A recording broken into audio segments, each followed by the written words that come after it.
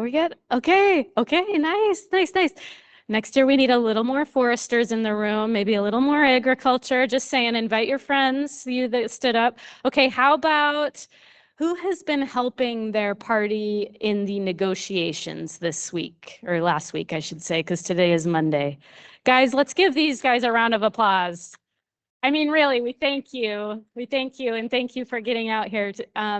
So tonight, we get to celebrate a significant milestone, 10 years of the Paris Agreement and a decade of alumni leadership in advancing climate transparency and action. And this really is your celebration. I mean, all of you stood up, so this is really about you. And if you didn't stand up, you're probably a friend of one of the people that did stand up. So I wholeheartely thank you. It's incredible the contributions you've made to operationalizing the ETF. Really, that is a huge piece of the Paris Agreement that you all have operationalized these last 10 years. We're now 10 years in, and its success requires the continued commitment to climate MRV capacity around the world. So now is not the time to pause, but to leverage and increase your own capacity, but also you all have expertise in this room. It's to encourage others to leverage and upscale their own capacity. Our collective pride and fellowship and common ambition among you in this room, our alumni who have trained with GHGMI and the UNFCCC these last 10 years, will propel us into the next decade of climate transparency and climate action. 2025 has been a critical year for our alumni. Just this year, we engaged over 1,800 alumni in technical expert review and over 700 new alumni in greenhouse gas inventory and mitigation training. So gosh, let's give all 1,800 of you a round of applause, and 700. More importantly, all of our alumni have made significant strides in helping their governments, helping their companies, measure, report, and verify greenhouse gas emissions. We sincerely appreciate your commitment, which has been instrumental to the ETF success. We have a short program today, so I'm giving like kind of these high-level remarks, but we'll start out with my co-host at the UNFCCC, Jigme. He'll give us some remarks, and then I'm going to invite 4 of your peers up here. And honestly, any of you could be joining us up in this room, but we have 4 that are going to come up, and they're going to share a little bit about where they've come, what training they've done, and how they've tried to engage in climate action as a result of the work they did in measuring, reporting, and verifying greenhouse gas emissions. So before I turn the floor over to Jigme, our executive director at the Greenhouse Gas Management Institute was able to record a message for you all. Unfortunately, he wasn't able to travel, but we do have a recorded message, and we'll just play it now. Hello. I'm Michael Gillenwater, Executive Director of the Greenhouse Gas Management Institute. Thank you for being here today, and thank you to the extraordinary work each of you does to advance climate policy around the world. I want to begin and express my gratitude to our Education Program Director who organized this event, Molly White, and our entire team, including Alyssa, Mate, and Richard, that make this event possible, and especially to Jigme for the Climate Change Secretariat Transparency Division for his long time collaboration, as well as everyone on that team. I do want to especially recognize our invaluable partners, of course, the Climate Change Secretariat, ICAT, and all the governments from around the world. We have entered into the era of the Enhanced Transparency Framework. The first biennial transparency reports are now past due, and coming cycles of that process will determine whether the Paris Agreement succeeds or stumbles. And that success depends on all of our commitment, all of our work. Your work remains the critical pathway to achieving meaningful global GHG emission reductions. I deeply believe that. And I'm deeply proud of what you do and this broader community that's growing and professionalizing. One of the new things we're establishing is a rigorous professional certification program for GHG MRV experts, the EPGHG. The purpose is to create a formal career pathway for the next generation of climate professionals. This is the future staff of national MRV GHG programs. it's about more than just creating another round of credentials or certificates. It's about building lasting institutional capacity, the professional capacity to continue this work and to advance it. Lastly, I just encourage you to enjoy this time together and celebrate in a beautiful part of the world.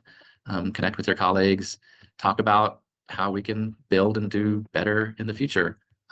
And know that GCMI will continue to be there to help you do all that you do. Thank you. Thank you, Michael. You're not here, but thank you for those inspiring words. Now I'm honored to introduce our next speaker, Jigme. Many of you know him in this room. He's the manager in the Transparency Division of the United Nations Framework Convention on Climate Change Secretariat. Under Jigme's guidance, his teams provide essential technical assistance, particularly to developing countries on measurement reporting verification arrangements under the ETF and under the Paris Agreement. He also has a lead role in intergovernmental negotiations on transparency issues concerning developing country parties. I know that Jigme is deeply committed to the capacity building that is needed to ensure that developing country parties receive the support that they need to prepare and submit their BTRs, their NDCs across the board. And this work really connects to all of you in this room. So, Jigme, I hope to one day be able to visit your country of Bhutan. And without further ado, please join me in welcoming Jigme to the floor. So Jigme, come on up. Thank you.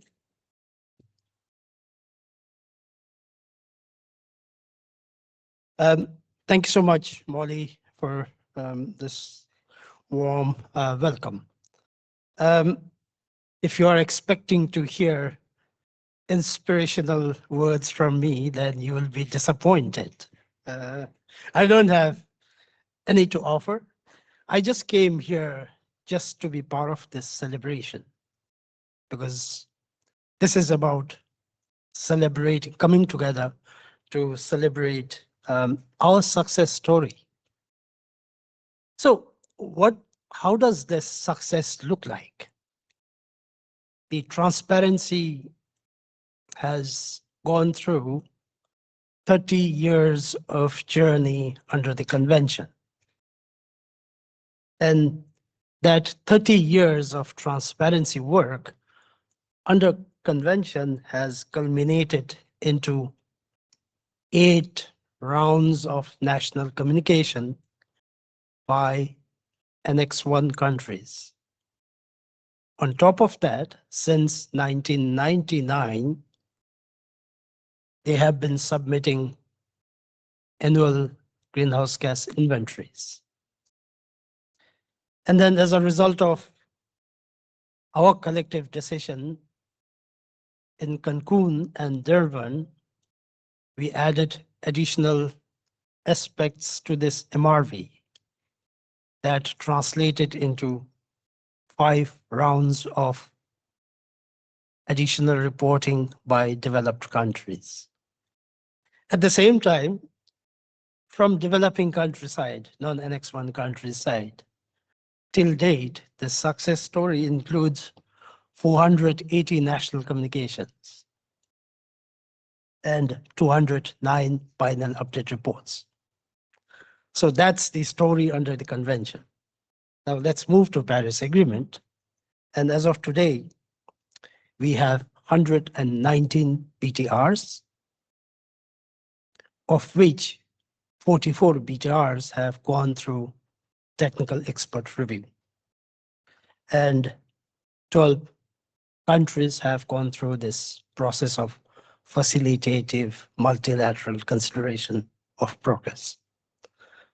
So when you put all of these numbers together, it's quite impressive. But then also we sometimes forget the amount of time and resources that have gone behind. Now, if we just stop at these numbers as a matrix of our success story, then I think we would be missing a big part of that story. because there are a lot of other success stories of our journey, 30 years plus years of journey, which are sometimes not really visible at plain sight. For example, work on transparency has been very effective mode of capacity building on the job training. Capacity building that transcends beyond world of greenhouse gas inventories, because parts of the transparency includes assessing mitigation potentials, assessing vulnerability, impacts, risk, coming up with coping strategies, coming up with cost-effective mitigation measures, and translating them into national policies. All of this happens under this broad umbrella of reporting. And those, I believe, are equally, if not even more important, part of this success stories than the report itself. That story also includes this belief, which is now becoming more and more mainstream, that transparency facilitates data-driven decision making, that transparency promotes stakeholder engagement, and that transparency promotes international cooperation. And all of this, it's happening. We have been part of all of this in one form or shape. So there are a lot of success stories, and I think we need to find ways to capture this good story and share it with community beyond what we see here, beyond the transparency group.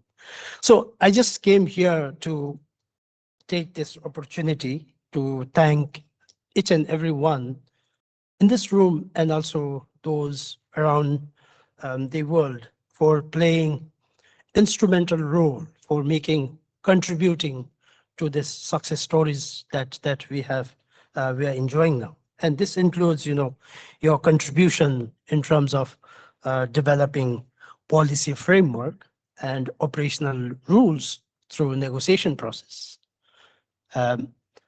I'm sure some of you must be coming from the negotiation room. And again, transparency practitioners here as well as around the world have been playing instrumental role in making sure that the policy framework is there, it's robust, and it responds to the purpose that it is set for. Also, thank you for participating in the national effort to prepare reports. Some of you might have contributed as a government expert. Some of you might have contributed or will be contributing as a consultant, but that's still a contribution that you are making in terms of getting these reports up and running and in the subsequent rounds improve the quality. And also your contributing your time to participate in reviews. Again, this is one of the core elements of the transparency framework. Going forward, we will need significant number of reviewers. And this is something that we would be depending on you, those who are here, as well as around the world. And also helping your delegation in prepping for FSPs or FMCP or multilateral assessment. All of this, these are your contribution, which sometimes gets lost in bigger thing. But I think those should be well acknowledged, and for that reason, I wish to thank all of you. Also, I want to thank Greenhouse Gas Management Institute for creating this space to come here together, which allows us to momentarily take a step back from our busy schedule and celebrate this success story here. Yes, these are all well and good, but our mission is not complete yet. And at a minimum, all of us should aspire to ensure that the momentum that we are experiencing now, momentum to implement the enhanced transparency framework, the success that we are experiencing, that momentum is sustained. And in order to sustain that momentum and keep it going in future, all of us will have a part to play. And that part could be a very small one, but that's an important contribution, part that we will be playing. Second, we have to make sure that no country gets left behind. Right now, 119 BTRs countries have submitted, which means there is still a good chunk of a good portion of countries that have not managed to submit their BTRs for number of reasons, any number of reasons. But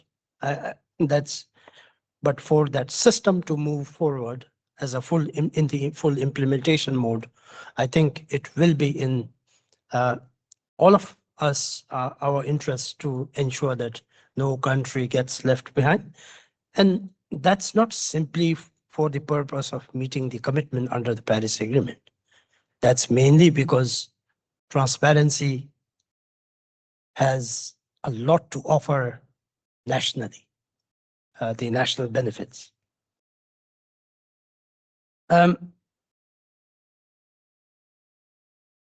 Before I conclude, I want to really take a moment to acknowledge the contribution of Michael and Greenhouse Gas Management Institute. Greenhouse Gas Management Institute under Michael's leadership played a pivotal role in capacity development of national experts. And your contribution to you have contributed to the professional development of most, if not all, reviewers that we have now in the system, including myself. I had the first time that I met was Michael was in July 2006 when I came to Bonn to do this review exam. Obviously, back then, both of us were younger. Yeah, so just to acknowledge and on behalf of all of us to extend our sincere appreciation, a big thank you to Michael and Greenhouse Gas Management Institute for your contribution. We do have strong track record of collaboration, and I hope that we can maintain, if not even, improve the collaboration, spirit of collaboration that we have now.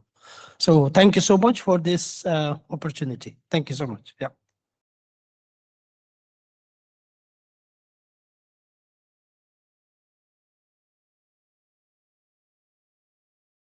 Thank you, Jigme. And I know that, Jigme, you have to get back in that room. And can I just say you should grab a beverage on your way out, and maybe you can enjoy a beverage on our behalf as you make it to the other room. So again, thank you to the UNFCCC and the whole UNFCCC team. Really, it's incredible the work that you do under limited means. So thank you very much. Appreciate it.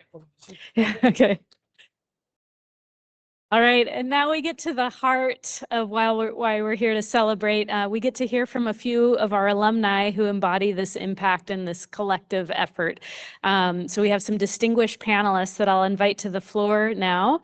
Let me first introduce João Rafael Gomes. João, come up to the stage here.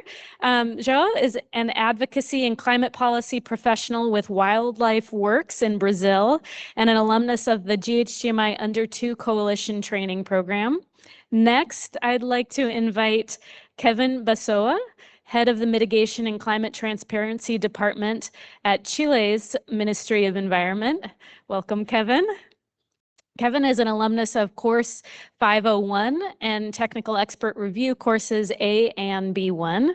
Our third panelist, we have Eulampius Frederick. Come on up.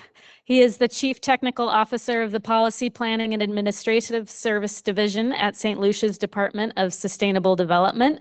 Eulampius is an alumni of courses 501, 551, 521, and also some trainings with the Caribbean Cooperative MRV Hub. So Eulampius, you've done a lot of training, so welcome.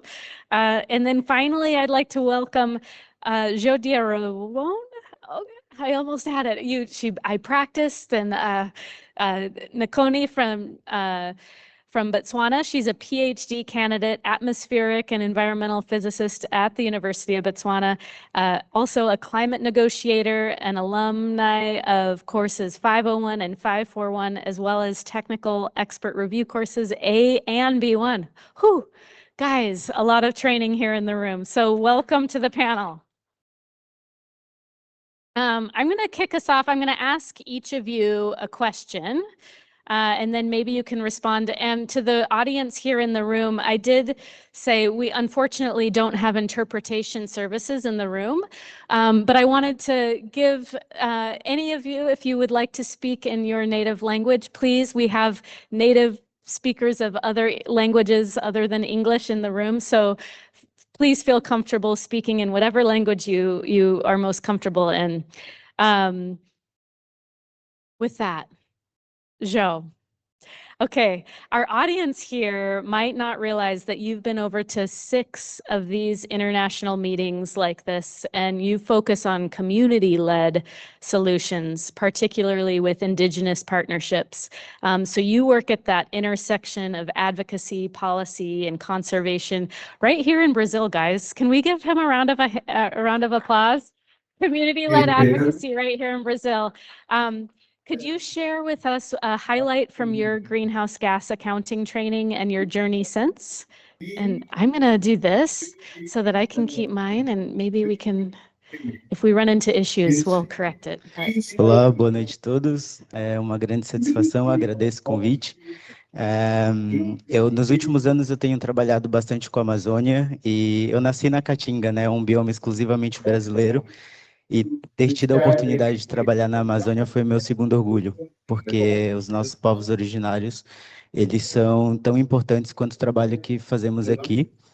E para a gente é muito especial a COP30 ser no Brasil, é muito representativo. Eu acho que a gente está num período geopolítico bastante importante para as discussões ambientais e climáticas, então nada mais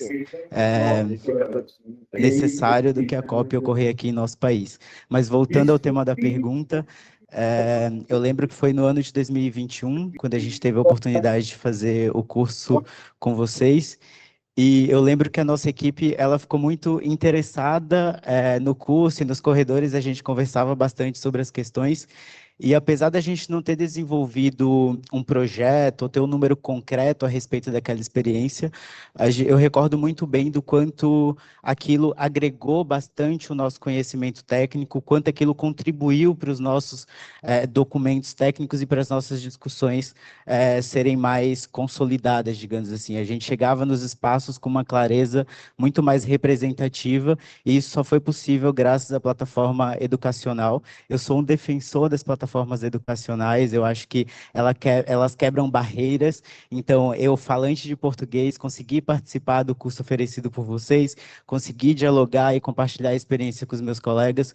Então, eu espero que essa iniciativa siga perdurando e siga alcançando mais pessoas e mais comunidades, porque, sem dúvida, a solução climática ela passa no âmbito da educação e, sem dúvida, é muito importante o trabalho de vocês e que vocês possam seguir aí promovendo todos esses conhecimentos e fomentando os conhecimentos dentro dos núcleos e dos núcleos das pessoas que vocês conseguem alcançar. Então, eu estou muito feliz de estar aqui, conhecendo as pessoas, enfim, que também fizeram parte desse processo, E eu espero aí que nos próximos anos esse grupo seja cada vez maior e que a gente continue multiplicando esse conhecimento com outros grupos e com outras pessoas. Então, como brasileiro, estou muito orgulhoso pela COP no Brasil, muito orgulhoso também pelo convite, que as plataformas educacionais continuem sendo um instrumento eficaz, não só de política pública, mas também de incentivo e de inspiração para a nossa sociedade. Obrigado. That's wonderful. So Kevin, we'll move to you next. Kevin's our engineer on the panel today, so round of applause for all you engineers out there. Yeah, there's probably a few of you.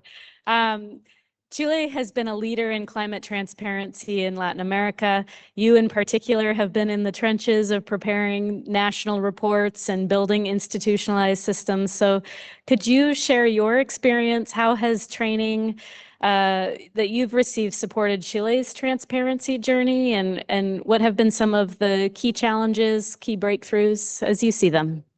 Yeah, thank you, Molly. Well, I'm from Chile, so I speak Chilean Spanish, so probably it's better to speak in English. So yeah.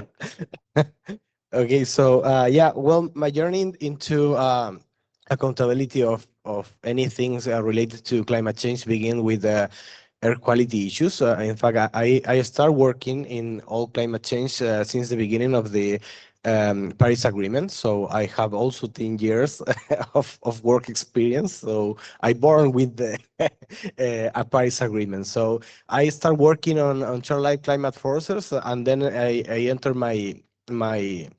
I entered to the Minister of Environment to help to develop a GHG emission inventory. So it was like a more like the same kind of work. But the thing is, in order to provide good information to comply with transparency, you need to be really structured, really following some rules, and that was not so clear for when you're working with like climate forces at that time, at least. So the beginning with working with GHG inventory was a challenging because it was another language, another type of information that you need to put in the reports, another structure that Chile has been working a lot of time. In fact, my former boss was one of your staff, so he helps a lot to me to understand how was the logic to develop transparency instruments, transparency reports. So that was a lot of help. But in fact, when I start doing these courses or these lessons, it was really helpful because we have a problem in the UNFCCC. I will say that we treat with a lot of acronyms or unique words that you read a word, a paper, I don't know, and you have like 10 acronyms. If you are not familiar with that, you are lost, completely lost. So with these courses, you start from the beginning. We start with the basics, and we establish a baseline for all the students to really know well how to develop transparency documents or reports or whatever you want to call it, and that is really helpful about the courses. And when you go deeper in some other courses more related for inventory, for example, you have a lot of really good information that helps you a lot to understand what are you doing wrong, for example, in your country? What are you not taking into account? What are the possibilities that some activities could or could not happen in the country? So it's really helpful to translate all this information from the IPCC to a more like a practical things to the convention. So it's really helpful to go for all the courses. I didn't have the opportunity to go for all the courses, of course, but I looked through the most of it, and it's really good information. I have some other experience in a more like a bilateral kind of training, but it's the same information. They say that I use the same information of these courses, so it was really good prepared. And I always recommend all my new colleagues to engage with these courses and take it, because it's really it is a lot of information. You don't have the time to like train a person one-to-one. So these courses are really good build up and really give you like a baseline, and in other cases a another level of knowledge that is helped you to, like I said before, build this transparency report and also the GHG inventory. Thank you, Kevin. How many of you in this room can relate to that acronym list? All right, so now we're going to move to Eulampius. Gosh, one of my favorite memories was being with you at the Caribbean Cooperative MRV Hub Summer Academy. It's such a highlight of my work. You've been working with the government of St. Lucia for a long time, and you also have a like social like background, social science perspective background. And small island developing states are unique in the challenges that they have with climate transparency, often with much more limited resources and some of the highest stakes in climate action. So could you reflect on your journey too, both as a social scientist and then also with this greenhouse gas measurement, reporting, and verification training that you've done? How has that helped you support St. Lucia's work? Thank you very much, Molly. Good evening, everybody. In St. Lucia, we have a second language, which is actually French Creole. The month of October is celebrated as Creole Month. So, but I'm not too sure if many persons in the room would be able to understand French Creole. If anybody's from Haiti, any show of hands? If anybody's from Haiti, the Seychelles, Mauritius, Dominica, Martinique, Guadeloupe, nobody? Okay, so it will not do Next for time, me. Eulampius, next time. Yeah, it will not do for me to speak in French Creole. So I will continue in English. I have a rather interesting journey, and I'm really, really thankful to the Caribbean Cooperative MRV Hub and likewise GHGMI. Back in 2020, which everybody remembers to be COVID year, St. Lucia was undertaking its biennial update report, and we were kind of lagging behind. We were one of the later countries to submit our first BUR. And so it was work from home. Everybody was kind of wondering what's happening with COVID, but we had gotten a consultant firm from the United Kingdom, Aether Limited, to really lead the way for our biennial update report and, of course, the corresponding national inventory report. And it was whilst we were doing that and having the validation sessions, my UNFCCC focal point said, "Hey, Eulampius, I want to sign you up for the Summer Academy for Caribbean Cooperative MRV Hub." So I said, "What's that?" He said, "Well, when you join, it's 8 weeks. You will see what it's about." So I joined, not knowing what am I getting myself into. Then I met Dr. Olia Glade and some other good lecturers who basically introduced us to emissions factors and activity data. And I said, this is really interesting. And I remember when I did finally come to the capstone event in October 2022 in Grenada, everybody was surprised. What are you doing in a social ministry with all this climate science background that you need? So it was a rather interesting journey undertaking that summer academy. This is where Dr. Olia Glade introduced us to the UNFCCC GHGMI online IPCC training courses. So I went back to my UNFCCC focal point and said, "Hey, sign me up. I want to do cross-cutting issues and I want to do IPU." So that is where I started doing the studies for that. And everybody was warning me, telling me, "Hey, you have lots of equations to remember. And those exams are a challenge."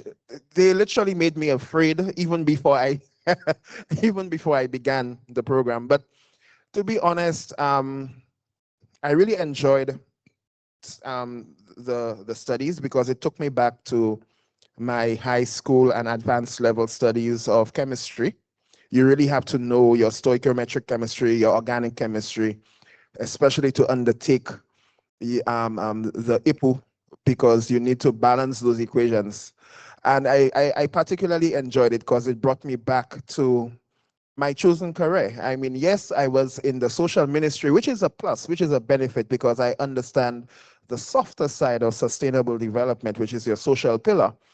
But I really enjoyed getting back into the chemistry and understanding the importance of these things. And from there, I did succeed in getting all my certificates. And in line with sustainable consumption and production, the whole circular economy, I said, okay, from IPU, I now want to do waste. So I took the waste course in 2021. And all of this was helping me to participate in the validation sessions for our biennial update report, which we eventually submitted on December 30th, 2021. And then came the capstone event in Grenada, where I met Molly and several other colleagues. I remember the guy, particularly from Antigua. It was really nice seeing him at the IPCC 61 in Sofia, Bulgaria. So, you know, you usually bounce up with the usual suspects at those different conferences. I think it was July 2023, again, I had the opportunity to attend the UNFCCC GIR CAST training program in Seoul, Korea. And this is where I met some more colleagues. Even one of them is seated right here, Pamela. That's where I met Pamela and several other colleagues that I also saw in Sofia, Bulgaria, likewise. So it's a wonderful opportunity for networking. It's really great, and it has enhanced my career. You know, eventually, Department of Sustainable Development said, no, we can't give this guy all this training and leave him at Ministry of Equity, Social Justice. We need to bring him over. And this is why they eventually brought me over as the Chief Technical Officer, primarily advising both the Minister for the Environment and the Permanent Secretary on all matters, because the training actually has given me a very broad perspective of different sectors. And I'm really looking forward to doing the energy training course with GHGMI. I am interested in doing that one next. I must add that in September 2024, ICAT was having the Enhanced Transparency Framework training. So I think it was, again, at the on-site 3-day training in Bonn itself. And this is where I really realized, okay, enhanced transparency, the BTR, and now there's the training for the BTR. But what I forgot to mention was I completed the 16th round of the biennial update report training that the TTE normally carries out. So it was the final training for the biennial update report, and I grabbed it quickly. I did every single module. And so I really got excited, and it's all thanks to starting off with the Caribbean Cooperative MRV Hub and the Summer Academy, graduating onto the GHGMI UNFCCC online IPCC program. So this is how I progressed along, and it has been a wonderful journey. Thank you so much. Yes. Thank you for sharing the journey and the stepwise process, and also sharing how the network of other alumni has like kind of helped you along and like gotten you a shout out, Pamela. All right. Next we have Jody Ravon. Can you say it? You say it. How does it say? Hodiron. Okay. Hodiron. I was reading your bio, and I just have to share, guys, with the audience here. Hodiron is the first Botswana woman to receive the prestigious L'Oreal UNESCO for Women in Science Award. How cool is that? Like, our PhD candidate here. And you bring the African perspective to our panel today, and have experience both as a practitioner and as somebody in the field working on this. So can you share your reflections on training and the journey that you've had there in Botswana? Okay, good evening, everyone. My journey with GHG inventories and all this started way back. I think Years ago, when I was still doing my master's, thanks to my the late Professor Adedoyin, who was one of the IPCC authors at some point. So because of my profession as a physicist, it was easier for me to get roped into the energy sector. So the very first GHG inventory I was involved in, it was in the energy sector. And then